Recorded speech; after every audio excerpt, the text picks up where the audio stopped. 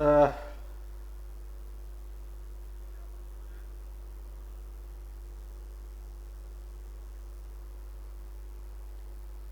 आज की क्लास को हम लोग कंटिन्यू करेंगे न्यू चैप्टर के साथ, जिसको कहेंगे क्या, breathing and exchange of gases, मतलब कि एनिमल रिस्पिरेशन। तो एनिमल रिस्पिरेशन या breathing and exchange of gases को हम लोग डिस्कस करने चल रहे हैं। तो ये थोड़ा सा टेक्निकल चैप्टर है, अच्छा है, और अगर आप समझ गए तो बहुत अच्छे से क्वेश्चन आप इसको निकाल लेंगे। चलिए देखा जाए।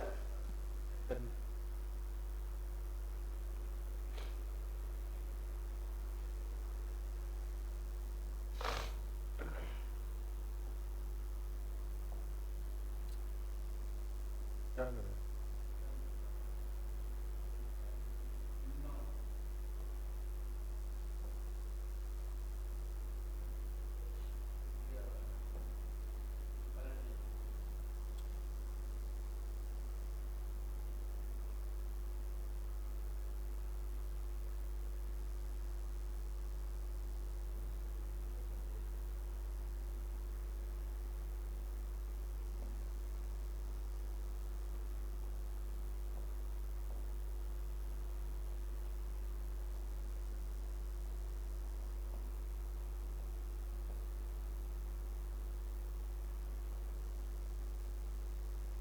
ठीक है, तो चलिए हम लोग टॉपिक को स्टार्ट करते हैं।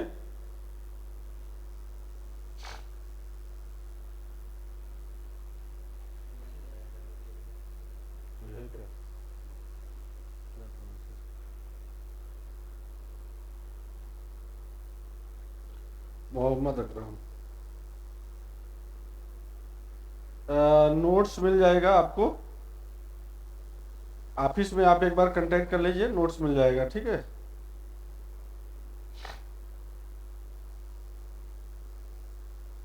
चलिए शुरू किया जाए हम लोग breathing and exchange of gases.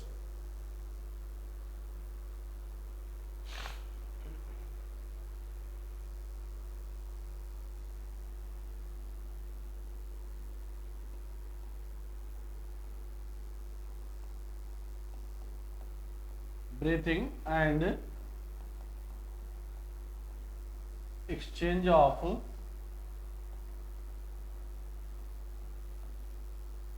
Of gases.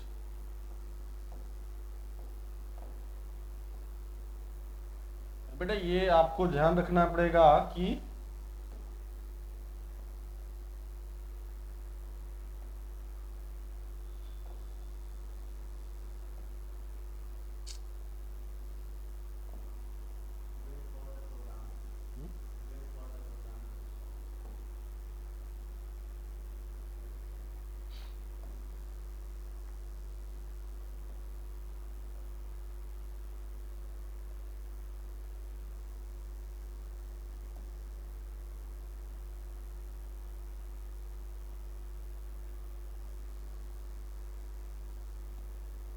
चले भाई, किसी बच्चे को ये आइडिया है बेटा कि ब्रीदिंग किसे कहेंगे, ब्रीथिंग करना? What is the breathing?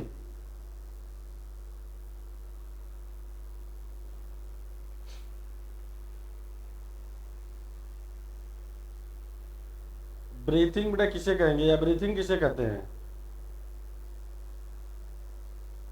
देखो इसमें एक छोटा सा टॉपिक, मैं छोटा सा पॉइंट है, मैं उसको एक फिगर से एक्सप्लेन कर रहा हूँ, आप समझने की कोशिश करना, फिर हम लोग टॉपिक पर आ जाएंगे। इसमें देखो, इसको कहते हैं हम लोग एनिमल रिस्पिरेशन। एनिमल रिस्पिरेशन, ठीक है, बहुत अच्छा। अगर ऐसा है तो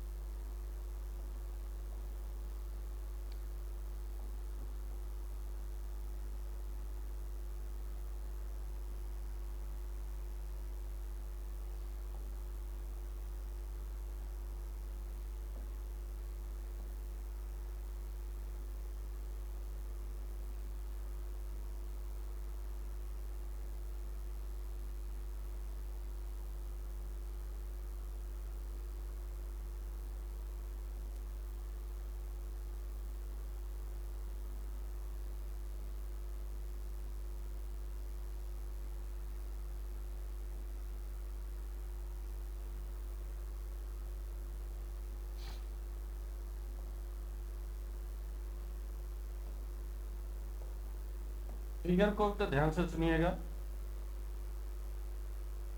सबसे पहला पॉइंट आता है कि एयर आएगा। एयर अगर बेटा आएगा तो कहाँ पर आएगा? लंग्स में आएगा। अगर हम लोग रेस्पिरेशन कर रहे हैं तो एयर कहाँ आएगा? लंग्स में आएगा। लंग्स से कहाँ पे जाएगा? लंग्स से सीधी सी बात है बेटा कि ब्लड में जाएगा। ब्लड से कहाँ जाएगा? टिश्यू में जाएगा। ब्लड से कहाँ जाएगा? टिश्यू में जाएगा। तो आपको ये याद रखना है, देखिएगा, जैसे मान लीजिए कि इसी फिगर को थोड़ा सा ऐसे समझाते हैं।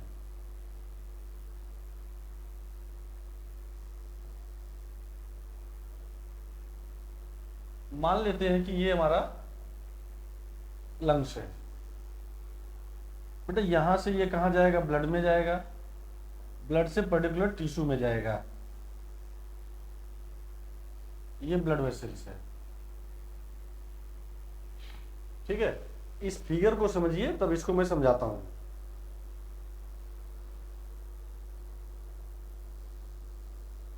नमस्ते भाई। अब देखो यहां पर क्या है? ये ट्रैकिया मान लेते हैं।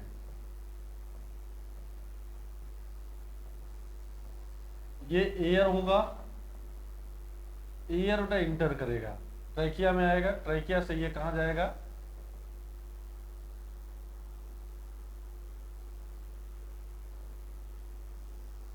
ट्रैकिया से ये जाए लंग्स में। लंग्स से ये जाएगा ब्लड वेसल्स में।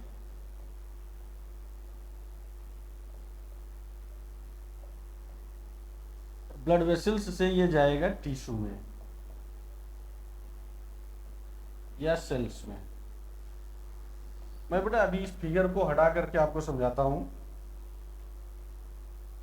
इसके बाद फिर टॉपिक पर आ जाएंगे हम।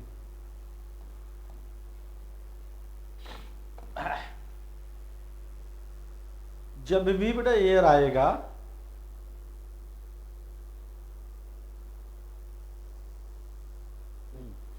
चलिए अगर बेटा कोई डाउट होगा तो मुझे बताइएगा, समझने की कोशिश करिए। एयर में क्या होगा? सर एयर में ऑक्सीजन, मेनली ऑक्सीजन भी होता है, कार्बन डाइऑक्साइड की सारी चीजें होती हैं। हम मान ले रहे हैं कि बेटा यहाँ पर क्या है? ऑक्सीजन है। ये ऑक्सीजन इंटर कर रहा है। ये क्या इंटर कर रहा है? ऑक्सीजन। ये ऑक्सीजन कहाँ आ गया? लंग्स में। लंग्स से बेटा ऑक्सीजन कहाँ जाएगा? लंग्स से ऑक्सीजन बेटा ब्लड वेसल्स में जाएगा। ये ऑक्सीजन यहाँ आ गया। यही ऑक्सीजन बेटा कहाँ चला जाएगा? यही ऑक्सीजन टिश्यू में चला जाएगा। इतना कुछ क्लियर हो रहा है? क्या ये पॉइंट बेटा क्लियर हुआ? अब टिश्यू के अंदर, इस टिश्यू के अंदर रिजर्व फूड मटेरियल होगा, जैसे बेटा ग्लूकोज होगा। ग्लूकोज ऑक्सीजन के प्रेजेंस में कार्बन डाइऑक्साइड और वाटर बना लेगा और ये एनर्जी रिलीज करेगा। भाई ग्लूकोज कार्बन डाइऑक्साइड के प्रेजेंस में, सॉरी ऑक्सीजन के प्रेजेंस में कार्बन डाइऑक्साइड, वाटर और एनर्जी रिलीज करेगा। अब ये जो तुम्हारे पास बेटा कार्बन डाइऑक्साइड है, ये जो तुम्हारे पास बेटा कार्बन डाइऑक्साइड है, यहां जो कार्बन डाइऑक्साइड बना है, ये कार्बन डाइऑक्साइड, अरे सॉरी,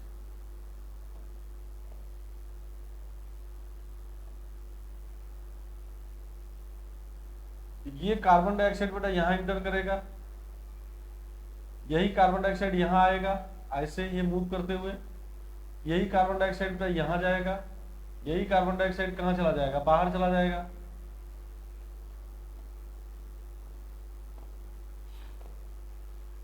क्या क्या चीजें आपको समझ में आई यहां पर? अगर रिस्पिरेशन है तो यहां पर देखिए, एक पहला स्टेप बेटा जिसको हम लोग कर सकते हैं कि यहां पर ट्रैकिया से, या एयर है, ये एयर है, एयर से नोज के द्वारा बेटा क्या जाएगा? लंग्स में जाएगा। यहां पर जो रिस्पिरेशन होता है इसको बोलते हैं external respiration. External respiration tissue और ब्लड वेसल्स के बीच में बेटा, सॉरी लंग्स और ब्लड वेसल्स के बीच में, यहां से देखिए, यहां से गैस एक इधर आ रही है, एक बेटा यहां पर इधर जा रही है।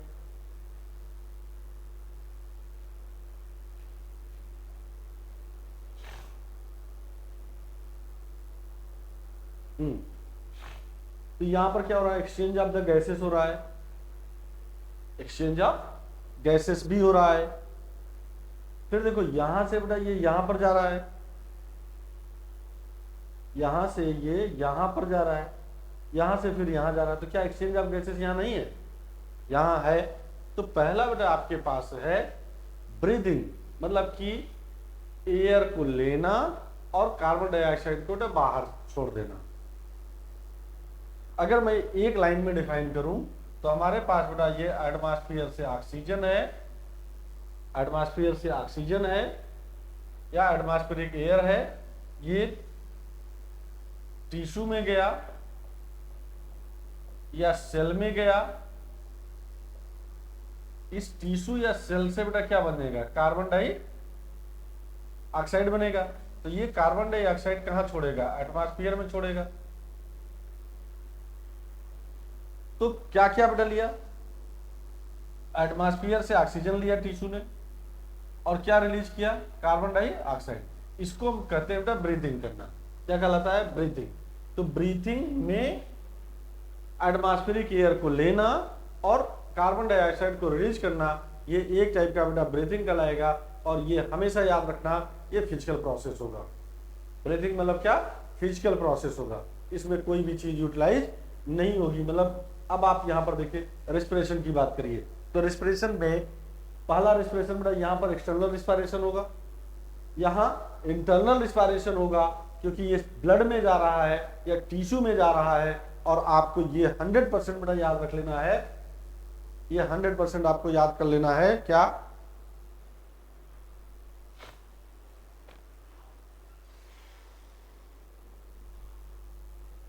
ये 100% बेटा याद कर लेना है कि यहां पर कौन सा पार्ट होगा, रेस्पिरेशन होगा। तो चलिए मैं लिखूं, अब इसको मैं लिख रहा हूं, इसको ध्यान से सुनिएगा। हमारे पास अगर बेटा फर्स्ट पॉइंट आपको डिस्कस करना है, ध्यान देना थोड़ा सा बहुत अच्छे से। एक है ये एक्सटर्नल रिस्पायरेशन, एक्सटर्नल रिस्पायरेशन। बेटा बोलो किसके किसके बीच में, सर बिटवीन एटमॉस्फेयर एंड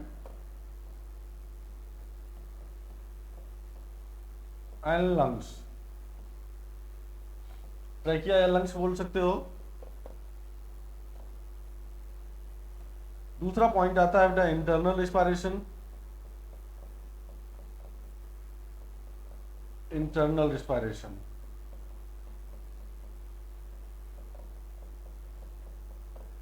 इसमें 3 प्रोसेस आनी है, ध्यान देना बेटा, बहुत कंसंट्रेट होकर सुनिएगा, बहुत ज्यादा कंसंट्रेट होकर सुनिएगा ना।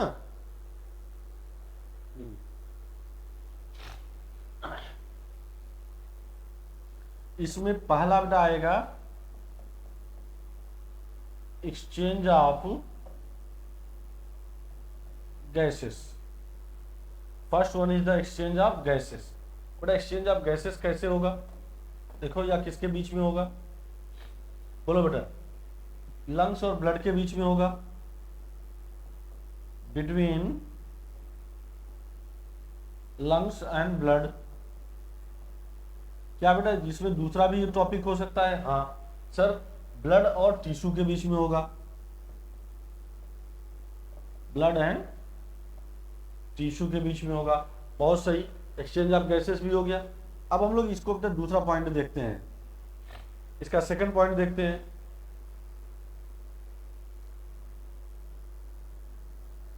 देखो सेकंड पॉइंट भैया,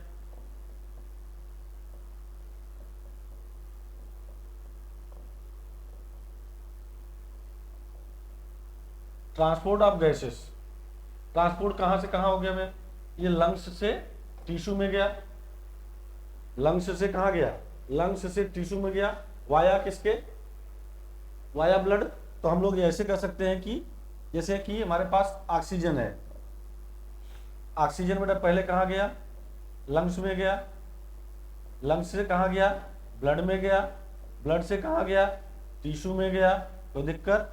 कार्बन डाइऑक्साइड बेटा कहां से शुरू होगा, यहां से, यहां पर क्या है, टिश्यू, टिश्यू से कहां गया, ब्लड में, ब्लड से कहाँ जाएगा, लंग्स में जाएगा, लंग्स से कहाँ जाएगा, आउटसाइड जाएगा।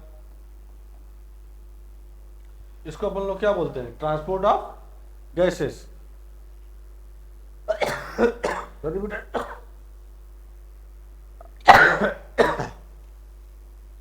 देखो हमारे पास, ध्यान से समझने की कोशिश करना बच्चा, मैं इसके थीम लेवल पर चल रहा हूं, इसके बेसिक कंसेप्ट पर चल रहा हूं। अगर कोई डाउट होगा तो बेटा मैसेज कर दीजिएगा तुरंत। हमारे पास है external respiration, right. External respiration मतलब यहां से लंग्स के बीच में होगा, एटमॉस्फेयर और लंग्स के बीच में होगा। अब इंटरनल रिस्पायरेशन है, इसमें एक्सचेंज ऑफ गैसेस होगा between lungs and blood and बेटा ब्लड एंड टिश्यू। देखो लंग्स एंड ब्लड, फिर बेटा ब्लड एंड टिश्यू। देखो कार्बन डाइऑक्साइड यहां से आ गया, यहां से आ गया, कोई डाउट तो नहीं होना चाहिए, ठीक है। ये ट्रांसपोर्ट ऑफ गैसेस होगा। ट्रांसपोर्ट ऑफ गैसेस कहां से हो जाएगा, देखो ऑक्सीजन बेटा यहां से यहां आना है वाया किसके, ब्लड वेसल्स। कार्बन डाइऑक्साइड बेटा यहां से निकल करके यहां जाना है, यहां जाना है वाया किसके जाना है, ब्लड वेसल्स जाना है। तो इसको ट्रांसपोर्ट ऑफ गैसेस कहते हैं। अब तीसरा पॉइंट आता है बच्चा इसका, सी पॉइंट, जो यहां पर होगा। यहां पर कौन सा रेस्पिरेशन होगा, टिश्यू रिस्पायरेशन। टिश्यू रिस्पायरेशन में क्या होगा, यहां पर जल्दी से बोल दो भाई, ब्रेक डाउन ऑफ फूड। अब जब तक यहां पर ब्रेक डाउन होगा, इसका मतलब कि यहां पर एनर्जी रिलीज होगा। अगर यहां पर ब्रेक डाउन होगा तो एनर्जी रिलीज होता है। तो आपको ये याद रखना है कि जो रिस्पायरेशन होता है, तो रिस्पिरेशन एक टाइप का ब्रेक डाउन का प्रोसेस है, मतलब बेटा कैटाबोलिक प्रोसेस है। कौन सा प्रोसेस है, कैटाबोलिक प्रोसेस है। क्या हम सबको बेटा ये चीजें क्लियर हुई, क्या हम सबको ये चीजें क्लियर हो गई, ये फिगर आपको क्लियर हो चुका है, जल्दी से एक बार मैसेज कर दीजिए।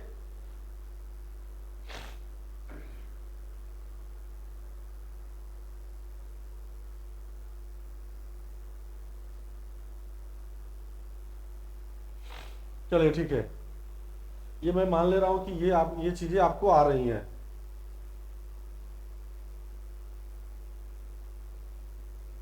अब हम लोग ये देखते हैं कि रेस्पिरेशन की डेफिनेशन क्या होगी।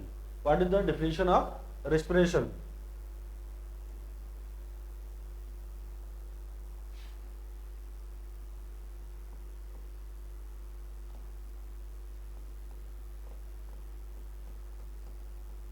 रेस्पिरेशन,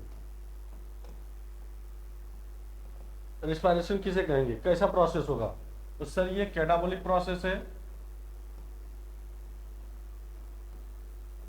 कैटाबोलिक प्रोसेस, इसका मतलब क्या होता है, कैटाबोलिक प्रोसेस का मतलब क्या होता है भाई, जो फूड होते हैं बेटा वो ब्रेक डाउन होगा, break down of the food होगा। तोड़ने वाला काम होता है, डिस्ट्रक्टिव प्रोसेस है। अगर डिस्ट्रक्टिव प्रोसेस है दूसरा पॉइंट है ये ऑक्सीडेटिव प्रोसेस होगा। ऑक्सीडेटिव प्रोसेस होगा मतलब कि ऑक्सीजन के प्रेजेंस में बेटा ये चीजें होनी है। एंड एक्सोथर्मिक प्रोसेस होगा, एक्सोथर्मिक प्रोसेस होगा। ये लिबरेट एनर्जी, लिबरेट बेटा एनर्जी, ये क्या है, लिबरेट का मतलब होता है रिलीज करना। लिबरेट का मतलब क्या होता है, रिलीज करना। तो देखो जब भी कोई मॉलिक्यूल टूटेगा तो ध्यान से सुनिए अच्छे से। हमारे पास ग्लूकोज का मॉलिक्यूल है C6H12O6, ये ऑक्सीजन के प्रेजेंस में बेटा टूटेगा तो बता दो क्या बनेगा। सर यहाँ पर कार्बन डाइऑक्साइड बनेगा, वाटर बनेगा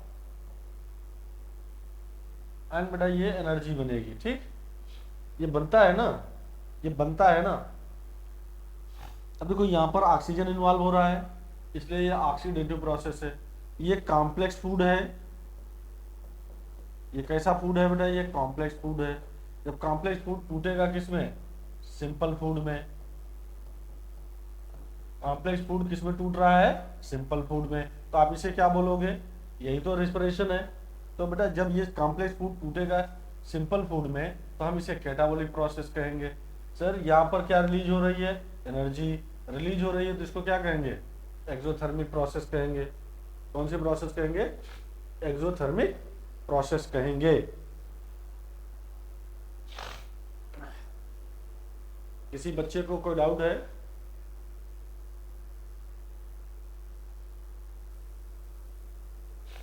किसी बच्चे को कोई डाउट हो तो जल्दी से मैसेज कर दीजिए प्लीज। चलो ठीक है। तो ये कॉम्प्लेक्स फूड का ब्रेकडाउन है ये। लेकिन अगर ये रेस्पिरेशन के बारे में बेटा अगर कहा जाए व्हाट इज द पर्पज, इसका क्या मेन मकसद है, तो मेन मकसद है इसका क्या, लिबरेशन ऑफ एनर्जी। अब मुझे बताइए, अब आप मुझे बताइए रेस्पिरेशन कितने टाइप के होंगे।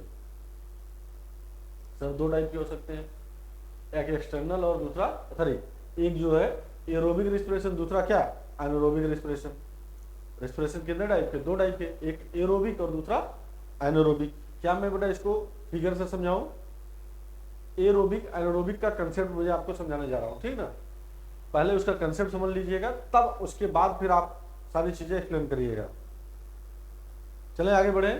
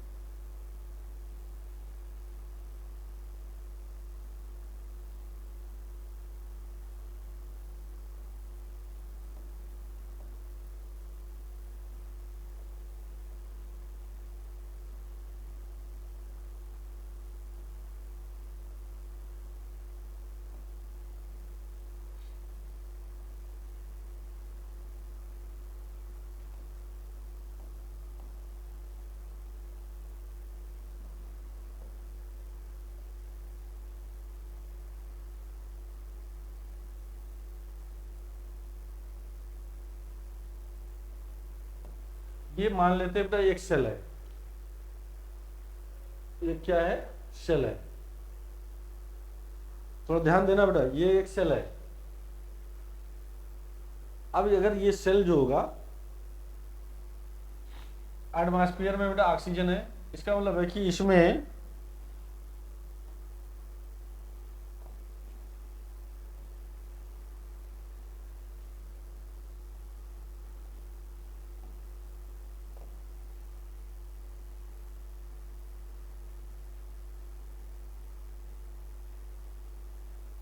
ये माइटोकॉन्ड्रिया है। अब इस फिगर को, केवल फिगर को बेटा आप ध्यान से सुनिएगा, थोड़ा सा कंसंट्रेट होइएगा। ये हमारे पास एक सेल है, यहां पर क्या है, एटमॉस्फेयर में बेटा ऑक्सीजन है। अगर सेल होगा तो सीधी सी बात है बेटा सेल वॉल या सेल मेम्ब्रेन होगा। अगर प्लांट सेल है तो सेल वॉल होगा, एनिमल सेल है तो सेल मेम्ब्रेन होगा। भाई बाहर का जो लेयर है सेल मेम्ब्रेन होगा। तो बेटा आपको बहुत बारीकियों से सुनना है, इनमें क्या पाया जाएगा, साइटोप्लाज्म पाया जाएगा। सर क्या इसमें न्यूक्लियस नहीं होगा? हाँ बेटा होगा। हम एक जगह इसके न्यूक्लियस को भी बना लेते हैं।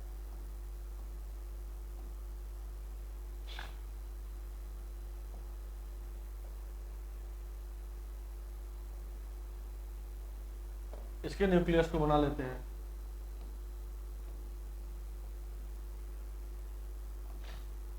ये क्या होगा सर, ये साइटोप्लाज्म होगा। ये क्या होगा, साइटोप्लाज्म होगा।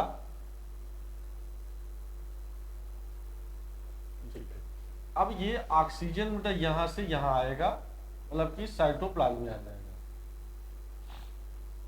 लेकिन इसके साइटोप्लाज्म में कोई भी रोल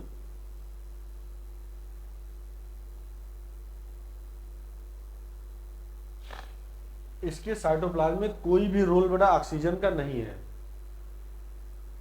ऑक्सीजन यहां पर कोई भी रोल प्ले नहीं कर रहा है। इसका मतलब कि ऑक्सीजन ये बेटा डिफ्यूज होकर के ये होते हुए माइटोकॉन्ड्रिया में आ जाएगा। ध्यान से सुनिएगा बेटा, ये हमने बनाया माइटोकॉन्ड्रिया,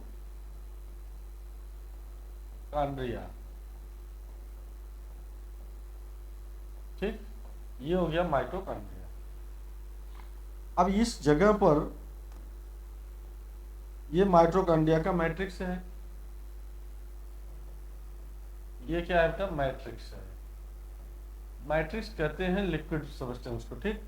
ऑक्सीजन यहां पर आया, यहां पर कोई रोल नहीं है, इस जगह पर बेटा ऑक्सीजन का कोई भी रोल नहीं है।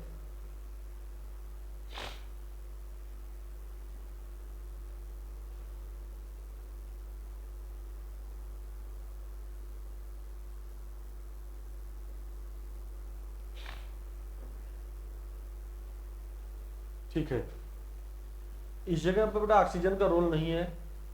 हम लोग ये जानते हैं कि ये इनर मेम्ब्रेन है, इसमें जगह जगह पर बेटा ये ऐसे ऑक्सीसोम पाए जाते हैं, ये इसके अंदर इंटर कर जाएगा। तो जो ऑक्सीजन का रोल है वो इनर मेम्ब्रेन ऑफ माइटोकॉन्ड्रिया में है। ऑक्सीजन का रोल कभी भी बेटा याद रखना कि न तो यहाँ है न तो यहाँ है। यहाँ पर चलता है क्रेब्स साइकिल, यहाँ पर चलता है बेटा क्रेब्स साइकिल, मैट्रिक्स में क्रेब्स साइकिल चलेगा, ठीक। और यहाँ पर चलेगा इस ऑक्सीसोम में बेटा ये चलेगा इलेक्ट्रॉन ट्रांसपोर्ट सिस्टम। क्या चलेगा, इस जगह पर बेटा चलेगा ETS, इलेक्ट्रॉन ट्रांसपोर्ट सिस्टम। अब देखो ध्यान से सुनना बेटा, ध्यान से सुनना अच्छे से। अब देखो यहां पर रिजर्व फूड मटेरियल हो गया, ये साइटोप्लाज्म हो गया, मैं यहां पर लिख दे रहा हूं, ये साइटोप्लाज्म है, राइट, ये साइटोप्लाज्म है। यहां पर बेटा ग्लूकोज है,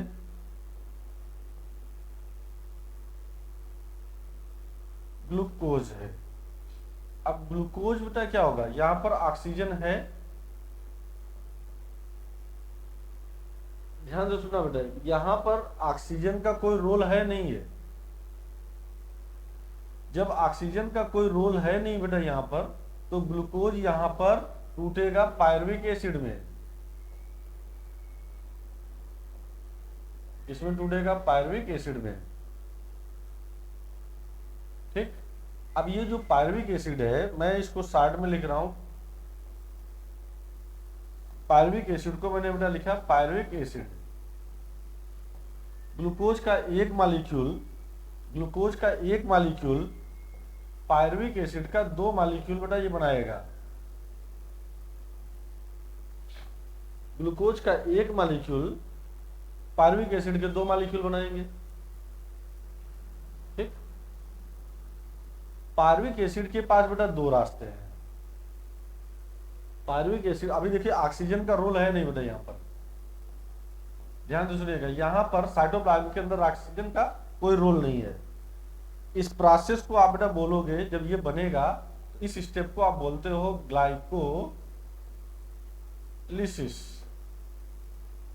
this process is known as बेटा क्या, ग्लाइकोलिसिस। क्लियर है ये।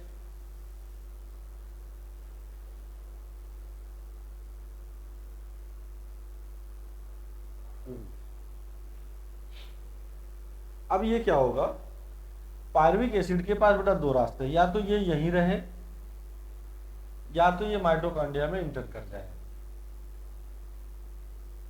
या तो जब यहां रहेगा, तो जब बेटा यहां रहेगा तो इसमें जो प्रोसेस होगी, इसको तोड़ने की प्रोसेस होगी, उसको कहते हैं फर्मेंटेशन।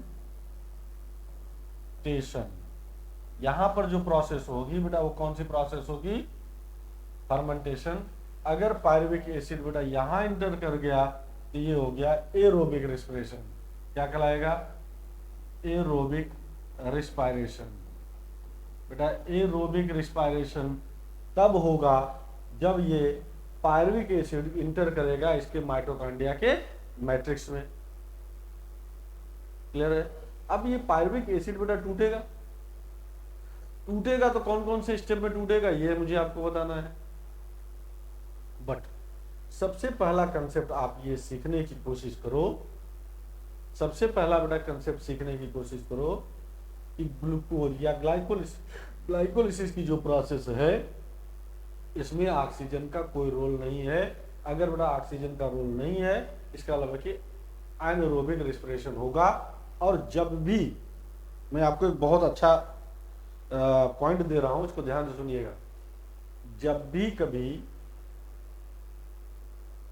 भी कभी किसी भी ऑर्गेनिक कंपाउंड का, ऑर्गेनिक मॉलिक्यूल्स का कंप्लीट ऑक्सीडेशन होगा, कौन सा ऑक्सीडेशन, कंप्लीट ऑक्सीडेशन होगा, तो हमेशा और हमेशा कार्बन डाइऑक्साइड और वाटर ही बनेगा। क्या बनेगा, कार्बन डाइऑक्साइड और वाटर ही बनेगा। बट अगर ऑक्सीजन नहीं है तो क्या कंप्लीट ऑक्सीडेशन हो सकता है? क्या कंप्लीट ऑक्सीडेशन हो सकता है? सर नहीं। अगर ऑक्सीजन नहीं है या ऑक्सीजन इन्वॉल्व नहीं हो रहा है तो इनकम्प्लीट ऑक्सीडेशन होगा, या हम लोग इसको कह सकते हैं सर एनएरोबिक रेस्पिरेशन होगा। कौन सा रेस्पिरेशन होगा? एनारोबिक रेस्पिरेशन होगा। और ऑक्सीजन इन्वॉल्व हो गया तो क्या हो जाएगा? एरोबिक रेस्पिरेशन होगा। जब बेटा एनारोबिक रेस्पिरेशन होगा तो हमेशा और हमेशा याद रखना इंटरमीडिएट कंपाउंड बनेगा। क्या बनेगा? इंटरमीडिएट कंपाउंड बनेगा। कभी भी कार्बन डाइऑक्साइड और H2O डायरेक्टली बेटा नहीं बनेगा, पहले इंटरमीडिएट बनेगा, फिर उसका ऑक्सीजन के प्रेजेंस में ब्रेक डाउन होगा, अल्टीमेटली जाकर के कार्बन डाइऑक्साइड और वाटर बनेगा। तो अगर फिर से सुन लो एक बार, कार्बन डाइऑक्साइड और वाटर अगर बन रहा है किसी भी ऑर्गेनिक मॉलिक्यूल के प्रेजेंस, किसी भी ऑर्गेनिक मॉलिक्यूल के टूटने से, तो समझ लो कंप्लीट ऑक्सीडेशन होगा। और कंप्लीट ऑक्सीडेशन होगा मतलब ऑक्सीजन के प्रेजेंस में होगा। तो क्या आप मुझे ये बता सकते हैं, क्या आप ये मुझे बता सकते हैं कि ये जो ग्लाइकोलिसिस है, ग्लाइकोलिसिस एरोबिक है कि एनारोबिक है? सर ये एनारोबिक रेस्पिरेशन होगा। और फर्मेंटेशन क्या है? सर ये भी एनारोबिक रेस्पिरेशन है। सर कंप्लीट ऑक्सीडेशन है कि इनकम्प्लीट? सर इनकम्प्लीट ऑक्सीडेशन है। जब तक माइटोकॉन्ड्रिया में नहीं जाएगा तब तक कंप्लीट ऑक्सीडेशन नहीं होगा। मतलब मैंने आपको दो टाइप का रेस्पिरेशन पढ़ाया। अब जब बेटा कंप्लीट ऑक्सीडेशन होगा, ध्यान सुनना, जब कंप्लीट ऑक्सीडेशन होगा तो हमेशा ज्यादा एनर्जी बनेगी in comparison to incomplete oxidation. In comparison to incomplete oxidation, तो इनकम्प्लीट ऑक्सीडेशन में हमेशा कम एनर्जी रिलीज होगी और एंड कंप्लीट ऑक्सीडेशन में ज्यादा एनर्जी रिलीज होगी या ज्यादा एनर्जी बनेगी। ले रही है, ज्यादा एनर्जी बनेगी। ये मैंने आपको कुछ बेटा क्या बताए, छोटे छोटे स्टेप्स को बता दिए कि ये आपको ये ध्यान रखना है। इस स्टेप में मैं इसको आपको लिख करके समझा देता हूँ। पहला स्टेप बेटा क्या हो जाएगा? ग्लाइकोलिसिस हो जाएगा। एक फर्मेंटेशन है और एक क्या है? एरोबिक है। एरोबिक में दो तीन स्टेप होते हैं, एरोबिक में दो तीन स्टेप होते हैं जिसको हम लोग कहेंगे क्या? ऑक्सीडेटिव डीकार्बोक्सिलेशन, क्रेब्स साइकिल और ETS। यहाँ पर बेटा माइटोकॉन्ड्रिया में चलेगा। ये सब कहाँ चलेंगे? माइटोकॉन्ड्रिया में ही चलेंगे। तो ये क्योंकि ये टॉपिक बेटा जब हम लोग लास्ट वन आते हैं तब पढ़ेंगे। अभी हमें क्या पढ़ना है? हमें पढ़ना है रेस्पिरेटरी ऑर्गन्स। क्या पढ़ने हैं बेटा? Respiratory organs in a different group of organism. तो चलिए मैं जल्दी से आपसे बेटा जल्दी से मैं आपको एक्सप्लेन कर देता हूँ।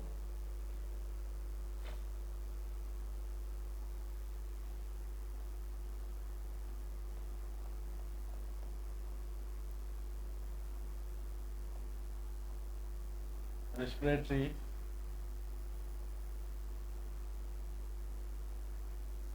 ऑर्गन, या हम लोग कह सकते हैं रेस्पिरेटरी ऑर्गन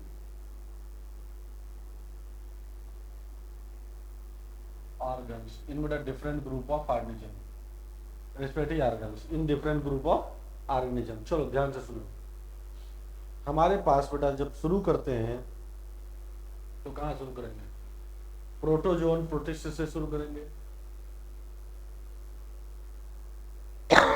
प्रोटोजोन प्रोटिस्ट हो गया, या स्पंज से, पोरीफेरा से, बेटा फाइलम पोरीफेरा से, फाइलम पोरीफेरा, सिलेंटेटा, टीनोफोरा, इन सब में कोई भी स्पेशल टाइप का रेस्पिरेटरी ऑर्गन नहीं पाया जाएगा। तो आपको मैं रेस्पिरेटरी ऑर्गन लिख करके समझाता हूँ बेटा, एक एक क्लास समझाता हूँ, ध्यान से सुनिएगा, एक एक क्लास समझाता हूँ। पहले हमारे पास है पोरीफेरा। पोरीफेरा ये स्पॉन्जेज बेटा इसमें आएंगे, ठीक, स्पॉन्जेज आएंगे। दूसरा है सीलेंट्रेटा, जिसको बेटा बोलते हैं निडेरिया, इसमें आएगा हाइड्रा वगैरह, हाइड्रा ओबिलिया, ये सब आएंगे। तीसरा आ जाएगा बेटा टीनोफोरा, और इसी को बोलते हैं, इसमें आएगा एग्जाम्पल टीनोप्लेना। तो मैं एक लाइन की बात बेटा बताऊंगा, no special respiratory organ.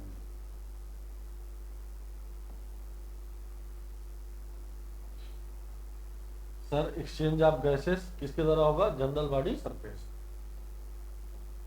Exchange of gases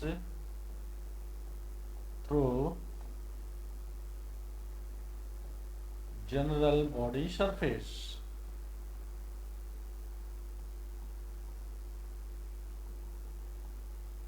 general body surface, right बेटा। इसके बाद नेक्स्ट फाइलम आता है प्लेटीहेल्मिन्थेस। प्लेटीहेल्मिन्थेस,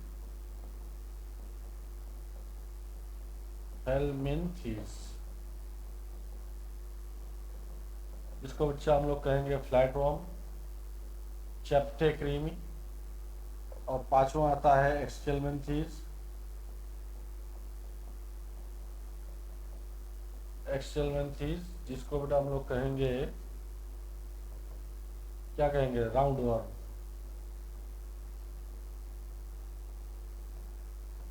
इनमें भी बेटा general body surface, respiratory organ क्या हो सकता है? General body surface. क्या हो सकता है? General body surface. अब इसके बाद आता है फाइलम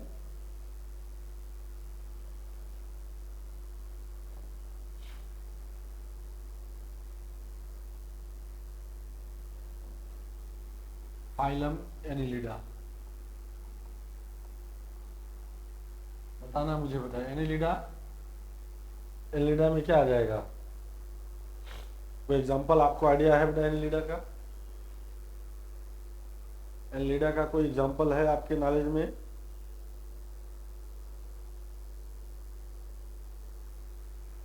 जैसे बेटा अर्थवर्म हो गया, हेरोडेनेरिया हो गया, लीच हो गया, ये सब एग्जांपल है, ठीक ना। तो इसका एक एग्जांपल आप जान लो कि क्या आ जाएगा, अर्थवर्म। अर्थवर्म, इनमें रेस्पिरेटरी ऑर्गन होगा बेटा मॉइस्ट स्किन। जब मॉइस्ट स्किन होता है तो उसको बोलते हैं अपन लोग बेटा cutaneous respiration. Cutaneous respiration, cutaneous skin के द्वारा अगर बेटा रिस्पायरेशन होगा तो क्यूटेनियस रिस्पायरेशन कहलाएगा, राइट। एनिलिडा के बाद आता है फाइलम आर्थ्रोपोडा।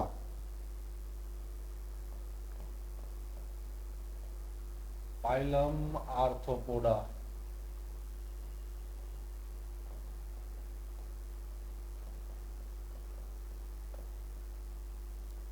फाइलम आर्थ्रोपोडा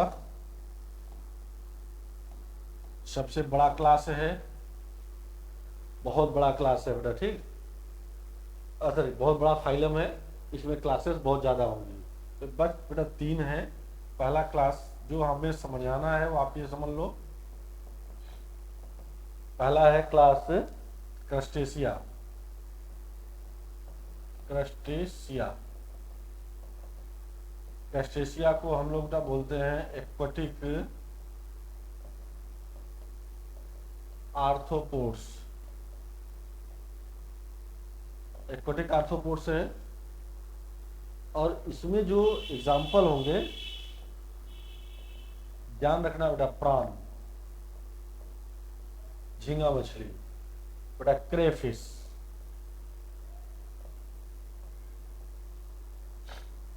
इनमें जो रेस्पिरेटरी ऑर्गन होगा, चलो बोलो तो बेटा, इसमें रेस्पिरेटरी ऑर्गन क्या होता है क्रस्टेशिया में? क्रस्टेशिया में एक्वाटिक है, एक्वाटिक है तो बेटा ये गिल्स लगा देना, ठीक ना, गिल्स। रेस्पिरेटरी ऑर्गन क्या होगा, गिल्स, और गिल्स के द्वारा अगर रेस्पिरेशन होता है तो ब्रेंकियल रिस्पायरेशन कहलाएगा। क्या कहलाएगा, ब्रेंकियल रिस्पायरेशन कहलाएगा, राइट बेटा। चलो, क्लास आर्थ्रोपोडा का सेकंड क्लास।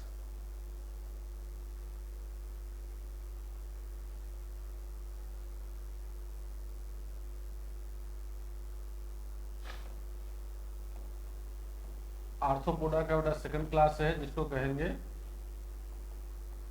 एरेक्निडा। एरेक्निडा जिसको कहेंगे क्या आप, जिसमें दो एग्जाम्पल, बेहतरीन एग्जाम्पल है, आपको याद रखना है कौन कौन, scorpions and spider, spider and scorpion बेटा, ठीक। स्पाइडर एंड स्कॉर्पियन ये क्या होते हैं, एरेक्निडा। इसमें क्या होता है, रेस्पिरेटरी ऑर्गन,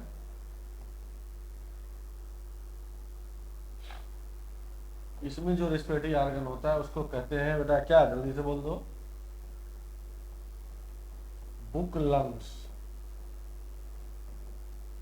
बुक लंग्स, ये आपको याद रख लेना है, राइट।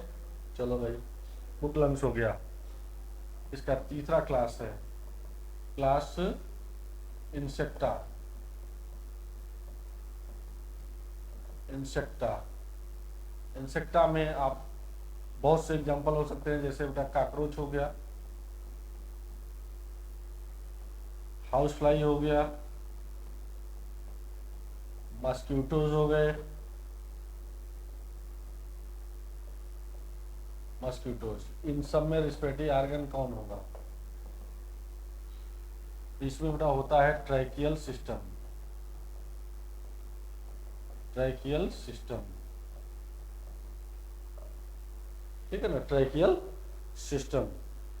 ये याद करने वाली चीजें हैं। तो आपके पास क्या मिल गया, आपके पास मिल गया कि ये फाइलम आर्थ्रोपोडा में, और एक बड़ा एग्जांपल और है, ये एग्जांपल के फॉर्म में है, चौथा क्लास तो नहीं है, ये एक एग्जांपल है जिसको हम लोग कहते हैं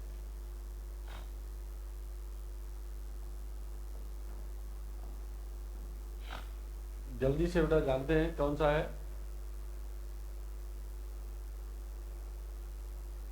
किंग क्रैब, किंग क्रैब। इनमें बेटा जो रेस्पिरेटरी ऑर्गन होता है वो होता है कौन सा, जल्दी से बोल दो एक बार। रेस्पिरेटरी ऑर्गन होता है बुक गिल्स, इसको बेटा बोलते हैं लिमुलस। ये सब आपको एकदम रटने वाले क्वेश्चन है, इसको आपको याद रखने पड़ेंगे, ये सब आपको याद करने पड़ेंगे, राइट बेटा। चलो, इसके बाद आ जाएगा फाइलम आर्थ्रोपोडा के बाद आ जाएगा फाइलम मोलस्का।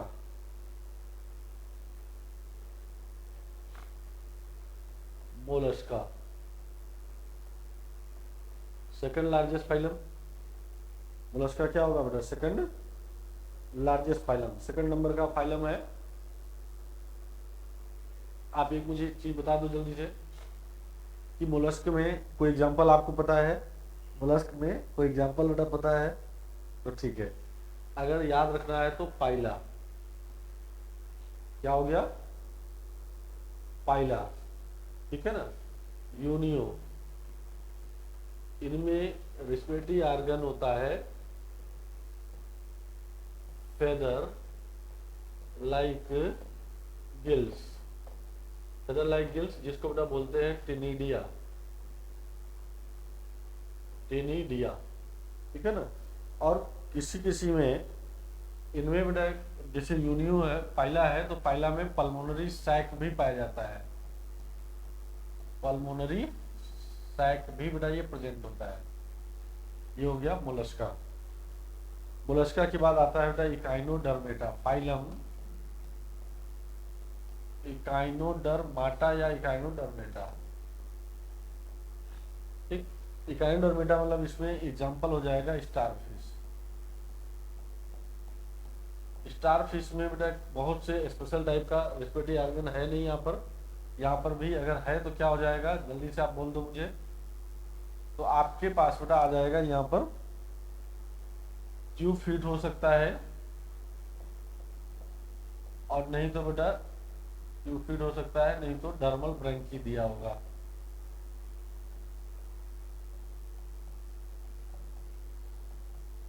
डर्मल ब्रैंकी। ऐसे ही अब इसके बाद बेटा आ जाएगा हेमिकार्डेटा। हेमिकार्डेटा में गिल्स हो जाएगा। हेमिकार्डेटा में इसका एग्जांपल है बैलेनो ग्लासस। इसमें बेटा रेस्पिरेटरी ऑर्गन हो जाएगा गिल्स। ठीक है, तो ये हमारे पास कुछ बेटा ऐसे ग्रुप ऑफ ऑर्गेनिज्म है जिसमें क्या क्या पाया जाएगा, कौन कौन से रेस्पिरेटरी ऑर्गन्स पाए जाते हैं, ये हो जाएगा। कार्डेट की बात करेंगे तो कार्डेट बेटा को एक्सप्लेन करना होगा, तो आप ऐसे समझो जैसे फिशेस है, तो आप चाहे, अब क्योंकि कार्डेट का बेटा क्लासिफिकेशन दो टाइप से होता है, एक पूरा क्लासिफिकेशन समझाना पड़ेगा। तो पहला जो टॉपिक है इसमें, एक है प्रोटोकार्डेटा, दूसरा होता है बेटा यू कार्डेटा। प्रोटोकार्डेटा का मतलब होता है कि जिसमें प्रिमेटिव टाइप का बिहेवियर हो, उसे प्रोटोकार्डेटा कहते हैं, मतलब कि जो ज्यादा डेवलप ना हो। और यू कार्डेटा का मतलब होता है कि जो वेल डेवलप्ड होगा। अब वेल डेवलप है, कार्डेट है, तो सीधी सी बात है बेटा उनमें क्या होगा, क्लासेस होंगे। तो देखो सबसे क्लासेस में सबसे पहला क्लासेस है जैसे साइक्लोस्टोमेटा है, इसमें गिल्स होगा। फिशियस है बेटा, इनमें गिल्स होगा। एम्फीबियंस है तो लंग्स, गिल्स, माउथ, स्किन, ये सब बेटा एम्फीबियंस में पाए जाएंगे। रेप्टाइल बर्ड्स एंड मैमल्स में, रेप्टाइल्स बर्ड्स एंड मैमल्स में क्या पाया जाएगा, सब में पाया जाएगा लंग्स। ठीक है, तो ये पूरा मैंने आपको समझा दिया, और इसको अब हम लोग बेटा आज की क्लास में इतना ही पढ़ेंगे। नेक्स्ट डे में हम लोग देखेंगे, क्योंकि थोड़ा सा थके हुए हैं हम। नेक्स्ट डे में हम लोग इसको आगे कंटिन्यू करेंगे। ठीक है, अभी किसी बच्चे को अगर कोई डाउट होगा तो जल्दी से एक बार पूछ लीजिएगा।